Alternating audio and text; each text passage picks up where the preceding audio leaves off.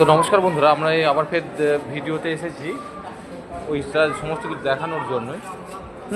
তো আমি এখন দেখাবো এটা রাজ্যসভার জন্য সাইডে যেখানে আপনার ইয়েরা বসতেন, জাহাঙ্গীর থেকে আকবর থেকে শুরু করে জাহাঙ্গীর, হ্যাঁ, সমস্ত যারা বসতেন তারা সমস্ত যে জায়গাতে একসময় তারা চলাচল করেছেন বা যেখান থেকে কাজকর্ম করেছেন, তারা রাজপাট সামালেছেন, সেই জায়গাটাতে আমরা এসছি। তো এইখানটাতে দাঁড়ালে যেটা আমরা দেখতে পাই সেটা হচ্ছে এইখানকার যে দৃশ্য যেটা বানিয়েছে পরবর্তীকালে, হ্যাঁ, এইটা হচ্ছে রাজ্যসভার মেন, মানে যেখানে রাজ্য পরিচালনার মেন কাজ যেটা করা হতো সেটা হচ্ছে এই জায়গাটাতে। বন্ধুরা আপনারা দেখতে পাবেন এইখানটাতেই বসে থাকতো সেই সম্রাট যিনি ছিলেন সেই সময়তে, আমরা আকবরই হোক, বাবরই হোক বা উনি জাহাঙ্গীরই হোক, এইখানটা ছিল হচ্ছে সমস্ত রাজ্যের বা রাজ্য পরিচালনার যারা সহকারী ছিলেন, মন্ত্রী, সভা পরিষদরা সব কিন্তু এইখানেতে বসতেন।